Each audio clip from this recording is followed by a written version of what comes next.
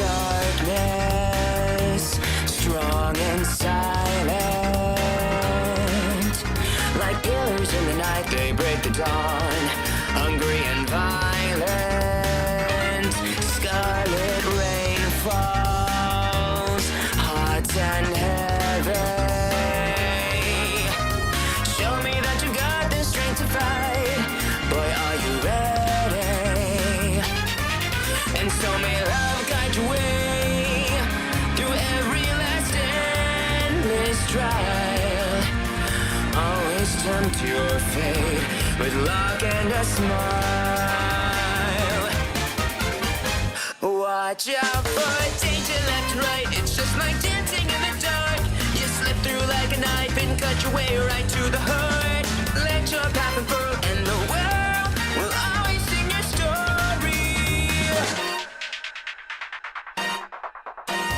Like a bloody storm, it surges like a bloody storm. When destiny runs through your veins, so wild and wet and warm. Fate may pull the strings and who knows what tomorrow brings. But tonight, we stand together.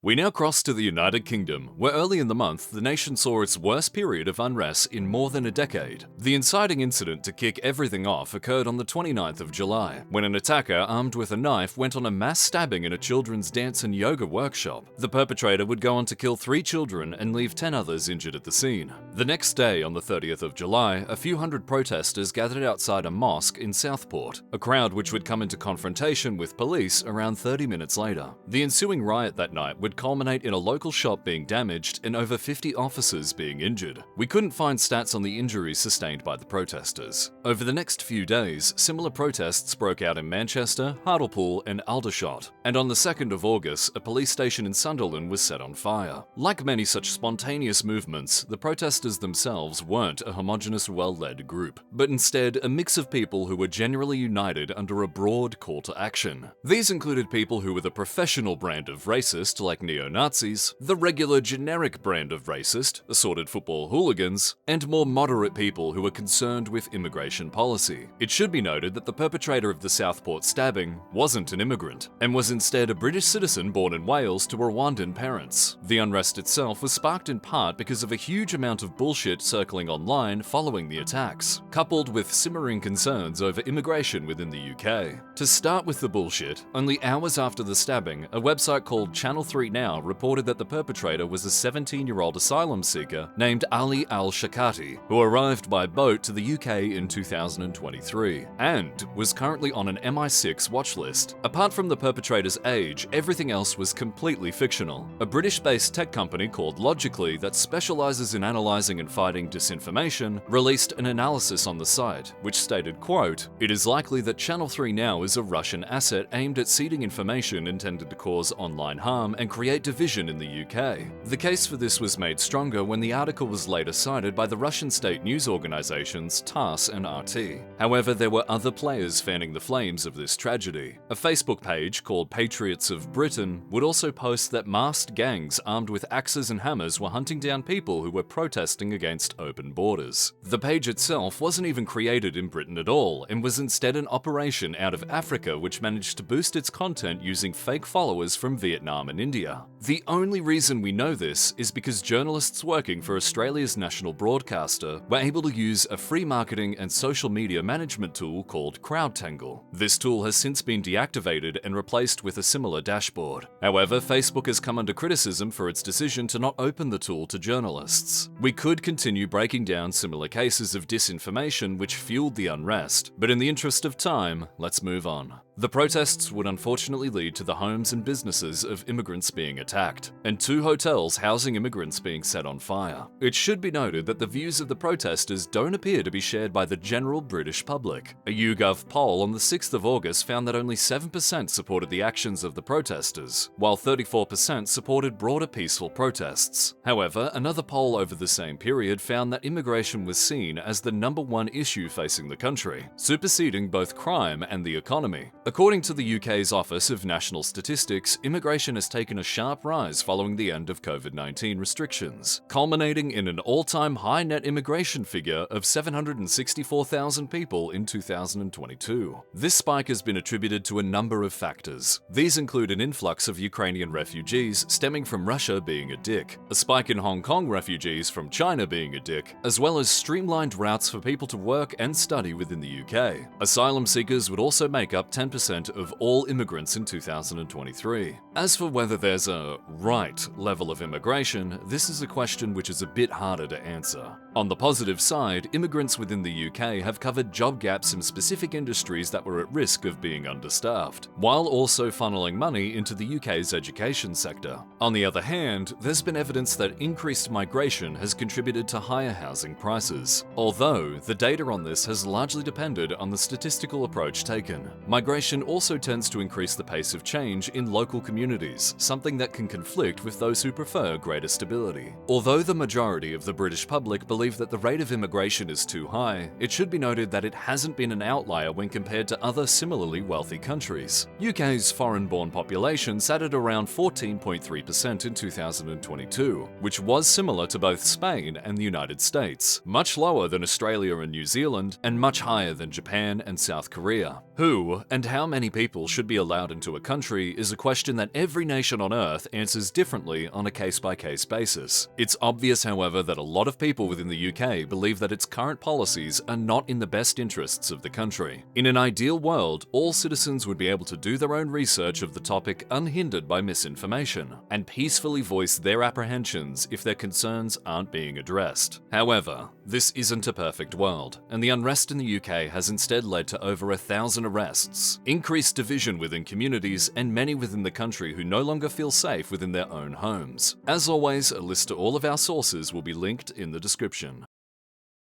This next one will be a super short story, but we wanted to cover the recent rise in monkeypox. On the 14th of August, the World Health Organization declared the disease a global emergency, and as of time of writing, it has infected 14,000 people and killed just over 500. To get it out of the way, there is not currently a threat of the disease turning into a sequel to COVID. However, it has managed to spread from the Congo to the neighboring Burundi, Kenya, Rwanda, and Uganda. There has also been at least one confirmed case in Sweden, but thankfully that seems to have been successfully contained. The mortality rate of those who contract the virus sits between 3 and 6% on average. However, newborns, children, pregnant mothers, and immunocompromised people are more at risk than the general population. In most cases, those who contract the virus will recover within 2 to 4 weeks, but will suffer fever, headaches, muscle aches, back pains, lack of energy, lymph node swelling, and the formation of pox rashes and pustules across the skin. It's this kind of shit that stops diseases from spreading, because when it freaks people out, they tend to be a lot more careful. That's basic Plague Incorporated 101. Transmission of monkeypox can occur through human respiratory droplets, bodily fluids, and touch contact with contaminated objects. But the easiest way to catch the disease is sexual contact with someone who currently has it. It is also possible to catch the virus through contact with infected wild animals, so viewers should probably avoid sex with Ugandan giant pouched rats for the time being. However, for those of you who are put in a position where you've been seduced by a suave rodent from Uganda, it's best to check their little ratty paws for scabs and lesions before taking that next step. Just remember, if their skin has a rash, it's not time to smash. But if there's no pox on that gat, it's time to fuck that rat! Anyway, here's a word from today's sponsor, who miraculously hasn't disowned us yet.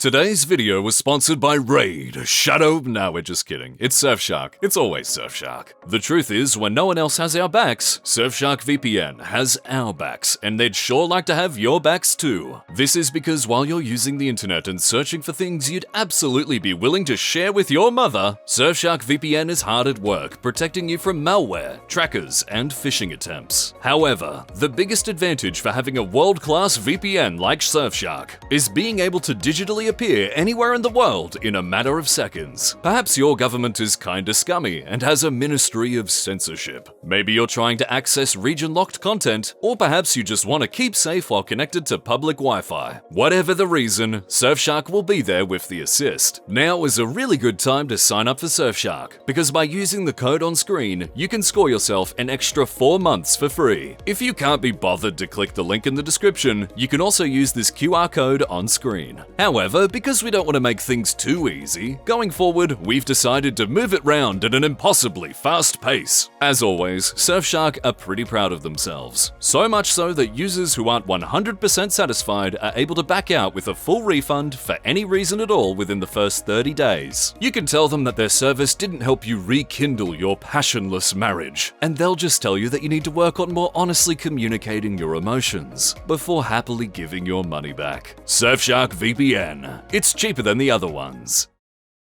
Meanwhile, the Taliban attempt to revitalize Afghanistan's tourism industry. Olympic athletes fund themselves through OnlyFans, and the parents of Gen Alpha are found to be lacking skibbity riz after being left to pay Ohio's newly legislated phantom tax. Viewers will remember that last month saw the South Asian nation of Bangladesh rocked by student-led protests, a movement which would kick off shortly after Prime Minister Sheikh Hasina won her 4th consecutive term. Viewers who want the in-depth lore behind the protests can refer to the story we made last month. But for those who can't be fucked doing that, here's the abridged version. Following the Bangladesh Liberation War in 1971, the nation would impose a quota system for who was able to work for the government. This meant that people who fought in the war, or had parents or grandparents who fought in the war, often had a huge advantage when applying for these lucrative government positions. Fast forward to earlier this year, and this quota meant that only 44% of government positions were available to purely merit-based candidates, something that didn't sit well with a lot of students who were about to enter the workforce. This led to mass protests and subsequent crackdowns which left hundreds dead. But eventually, the Supreme Court would greatly reduce the quota system, which meant merit-based candidates would now make up 93% of all government jobs. These concessions did not end the protests, however, particularly as Prime Minister Hasina's suppression efforts had killed as many as 650 people. With the momentum of change behind them, the protesters would then start pushing for a more democratic government, starting with the removal of Prime Minister Hasina herself, a woman who was effectively a dictator. Following several days of protests, Hasina would be advised to leave by her security team, and she would flee the country to India. Later that same day, the chief of the army confirmed that Hasina had resigned her role and that the army had taken over as an interim government. When throwing out an autocratic leader, this can be one of the most dangerous times for a country, as the army can very easily hold on to that power and refuse to let go. Quite fortunately, however, the army didn't seem interested in dealing with the headache of trying to run a country, and would instead name Muhammad Yunus as the interim leader, after consulting with the student leaders of the protests. You've really got to hand it to the army here. They could have easily consolidated their power and named themselves the indefinite leaders, but they held the One Ring in their hands and still decided to throw it into the fire. Class act all round. You also have to respect the protesters for their choice of a leader. Muhammad Yunus was the former chancellor for the Glasgow Caledonian University, had previously worked as a professor of economics, served on the board of directors for the United Nations Foundation, and is a recipient of the Seoul Peace Prize, the Sydney Peace Prize, and the World Food Prize. He's also received 50 honorary doctorates from universities in 20 different countries, and was named one of the 12 greatest entrepreneurs of the current era by Fortune magazine. And in January 2008, Houston, Texas declared January 14th as Muhammad Yunus Day. He was also formally handpicked by Nelson Mandela to form his dream team of peace and human rights advocates, is featured on the Bangladeshi commemorative stamp, and was named on the world's 50 most influential figures in 2010 by the New Statesman magazine. If that still wasn't enough, Muhammad Yunus is one of the only 7 people in history to be a recipient of the Congressional Medal, the Presidential Medal of Freedom, and a Nobel Peace Prize. You would legitimately need to drain the oceans, move the earth, and shatter the stars to find a better guy to be in charge right now. Unfortunately, it has not been entirely smooth sailing since the resignation of Hasina, and there have been accusations of revenge attacks against supporters of Hasina's party. While these attacks appear to be solely politically motivated, attacks on the nation's Hindu minority have angered Hindus in neighboring India, who accuse the new Bangladeshi government of turning a blind eye to the killings and softly encouraging them. Hindu leaders within Bangladesh have condemned the violence, but said that they have no reason to suspect it to be religiously motivated, compared to simply politically motivated. motivated. Mohammedanos himself has vowed to crack down on those who continue these attacks and has even promised to resign if violence continues. Although toppling a dictatorship, the people of Bangladesh also have the weather to contend with, as intense monsoon rains flooded much of the region. At least 13 have been killed in the nation, with hundreds of thousands more isolated by the water. Tensions with neighboring India would later spike when Bangladesh accused the nation of intentionally opening a river dam, causing excess water to enter Bangladesh and worsen the already serious floods. India has denied the claim, pointing out that they are also underwater. Officials claimed that the dam opened automatically because water levels in the river had already crossed the danger mark, making the dam vulnerable to collapse, potentially causing much worse flooding.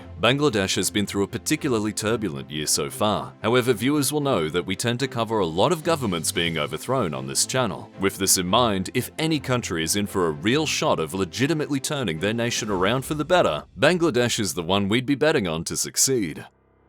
Just like the feeling of true happiness, the Olympics only comes every 4 years. And with its conclusion earlier this month, let's go over some of the highlights. Leading up to the Paris Games, it was reported that the Seine River, a body which would go on to host 5 swimming events, contained dangerous levels of bacteria. In the months prior to the Games, Paris Mayor Anne Hidalgo had promised to swim in the river as a way to prove it was safe, a promise that was eventually fulfilled only days before the opening ceremony. In the month leading up to the anticipated swim, Parisians had a running joke that they would all coordinate to take a shit in the Seine on the day of the demonstration. The joke became so elaborate that there was even a website set up which would calculate the ideal time to defecate depending on a person's proximity to the point of impact. Unfortunately, for the sake of this story, we couldn't find any evidence of Parisians shitting in the Seine River on the 23rd of June. However, at times like these we are reminded of the French proverb, "Fais chier les Français et les Français foncheront dessus." Onto the Olympics themselves, and several nations were able to triumphantly celebrate podium positions for the first time, including Albania, Cape Verde, and St. Lucia. In addition, the refugee Olympic team, which represents displaced people all over the world, won their first Olympic medal, with Cindy Nagamba taking bronze in women's middleweight boxing. Officially, 2 nations were also banned from competing, which includes Russia for the whole invasion of Ukraine thing, and Belarus, which was also banned for helping Russia. Even before its invasion of Ukraine, Russia was previously banned for competing in the Olympics following a state-sponsored doping scandal in 2019. And to this day, Russia has been stripped of 51 Olympic medals for doping-related infractions. The competitors from Russia and Belarus were, however, allowed to compete as neutral athletes, meaning they were not allowed to identify themselves as any way related to their home nations. As for individual performances, US athlete Simone Biles went on to score 3 golds and a silver this year, and is now tied as the second most decorated female Olympic gymnast of all time, only coming second to the legendary Soviet gymnast Larissa Latynina. US swimmer Katie Ledecky also did exceptionally well for herself, now being tied for first as the most decorated female Olympian of all time. Funny enough, this title is also shared by Larissa Latynina. Despite the stereotypes, however, the United States only won a single gold medal in shooting this year, so we have to assume their best shooters are currently busy operating out of a CIA black site. Outside of the reach of Uncle Sam, Kenya's Faith Kipyegon set a world record in the women's 1500-meter run at 3:51.29, earning her 3rd consecutive gold medal. Additionally, Brazilian surfer Gabriel Medina set the world record for the highest score on a single wave, with an impressive 9.9.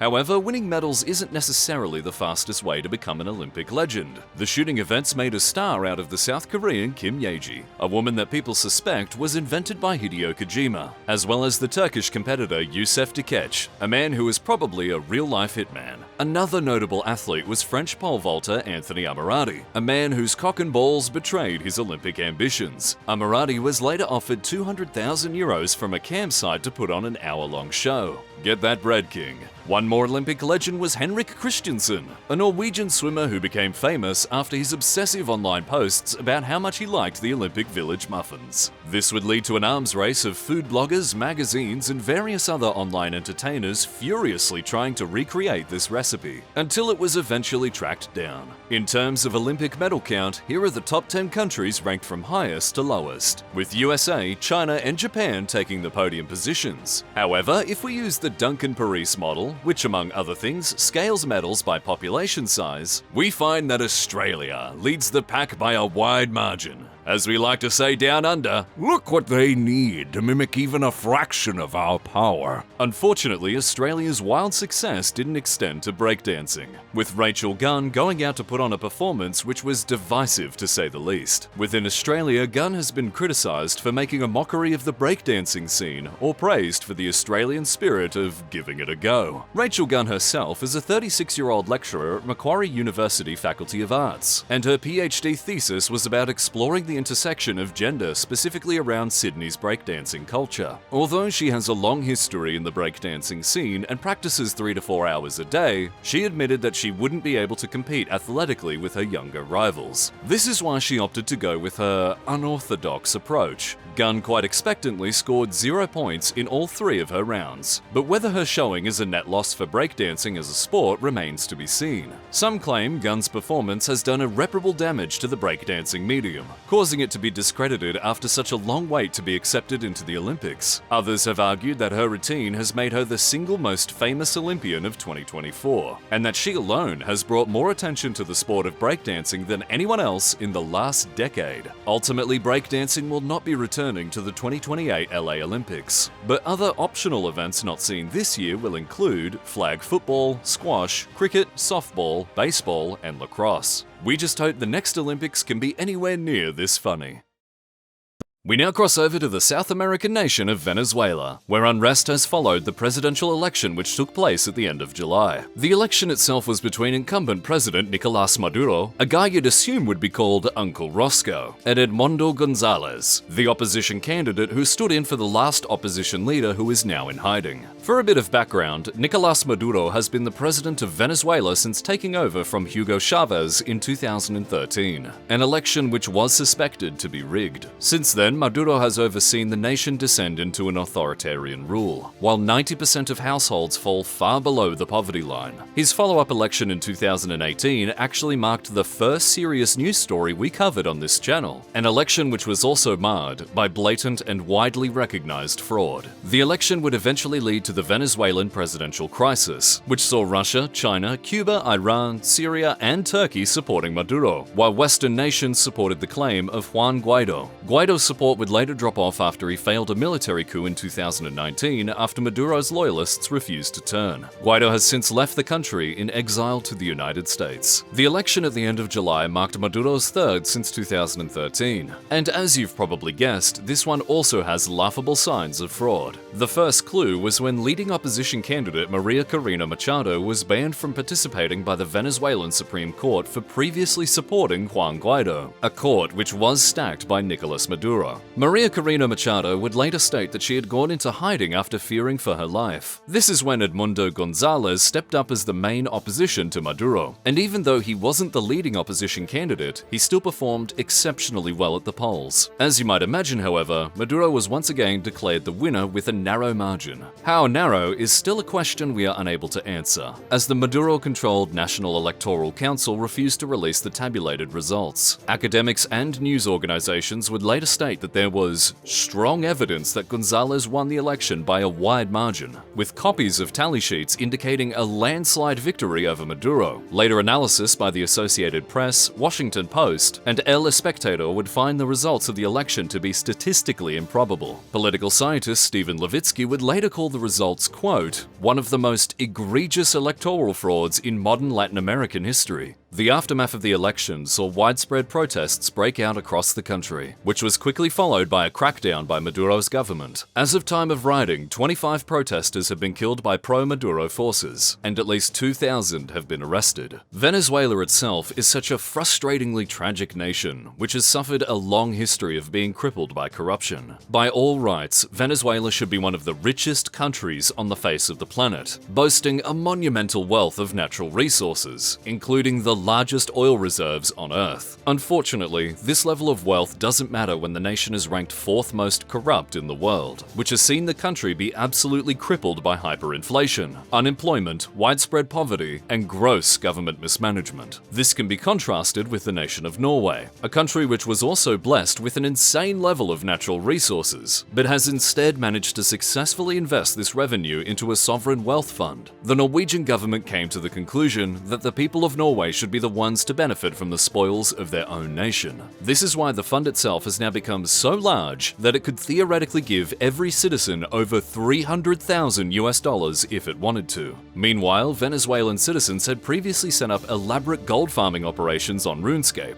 because that was seen as much more profitable than working a regular job. The only real difference between Venezuela and Norway is the level of corruption. Since 2015, a whole 20% of Venezuela's population have fled the country in an attempt to start a better life. And quite unfortunately, a third term for Maduro will only see that number rise even higher.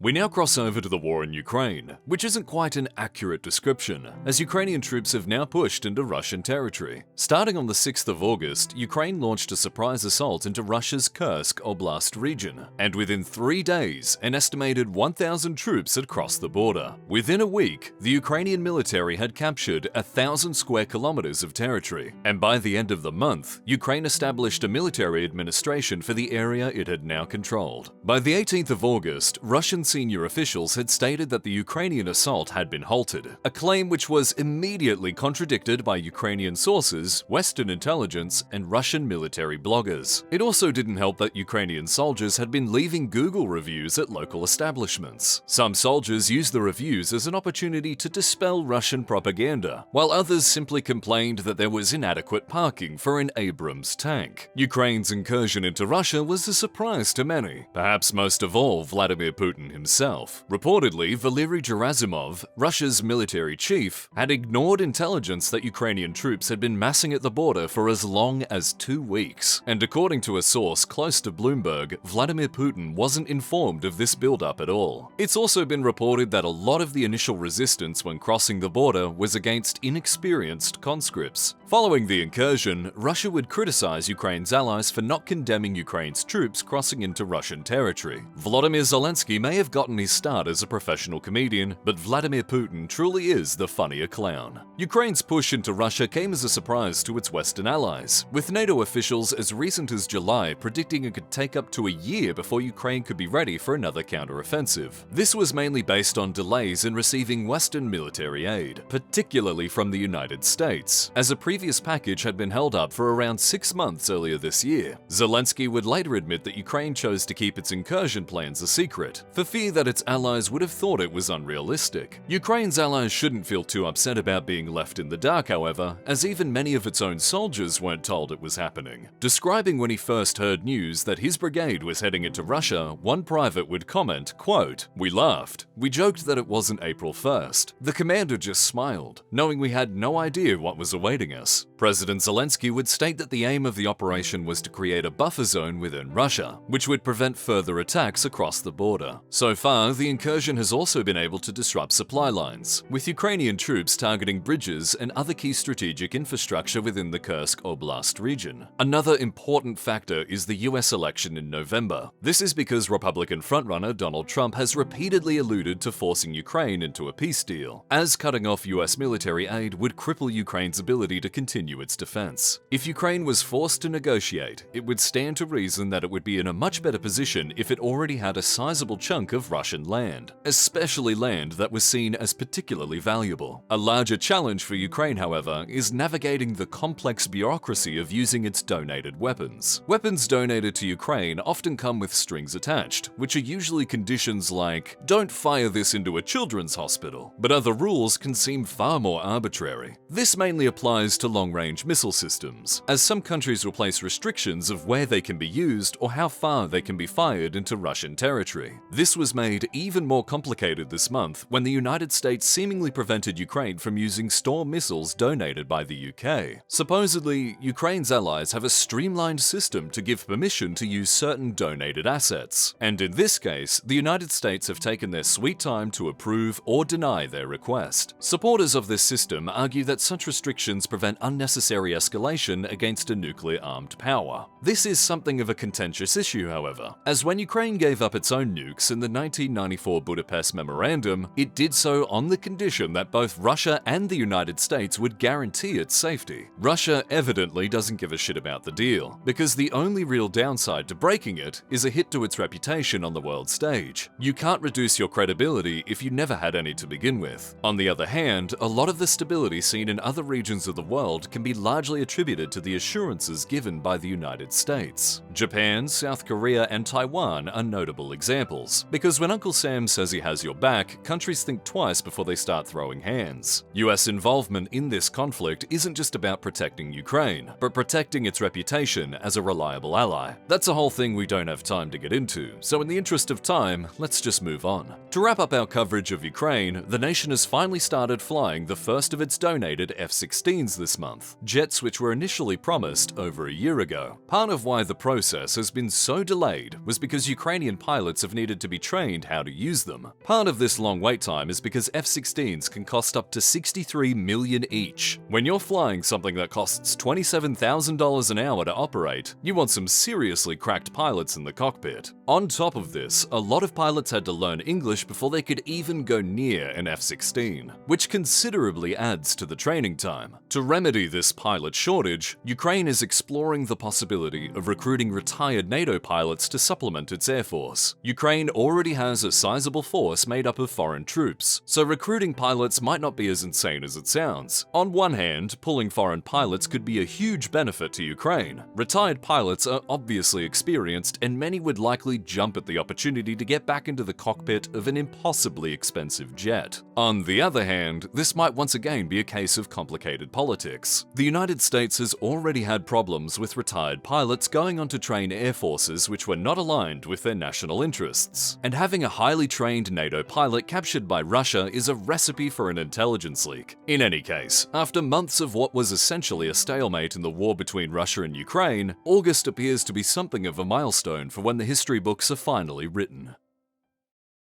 The news of the world might be over, but we have our own news to share. In the month of September, we're finally releasing our dedicated US politics video, which will strictly compare the policies of the Democratic candidate Kamala Harris to the Republican candidate Donald Trump. The US political space can often be a mess of false information, endless scandals, or just empty pandering to attract voters. So we wanted to strip all that away and purely focus on how each candidate plans to run the country. Between having to contact experts in specific fields, Biden dropping out, and candidates constantly contradicting themselves, it's been a bitch of a video to make, but it'll be ready to go within the next few weeks. If any viewers want more stuff from us in the meantime, we'd like to suggest our second channel, Sir Swag Academy. After an admittedly long hiatus, we're back in business and plan to be dropping a new video every week. In one of our latest episodes, our resident engineer Tim explains why the Titan submersible was as stupid as it looked. It's also a good time to mention that the news, the second channel, and videos just like our US political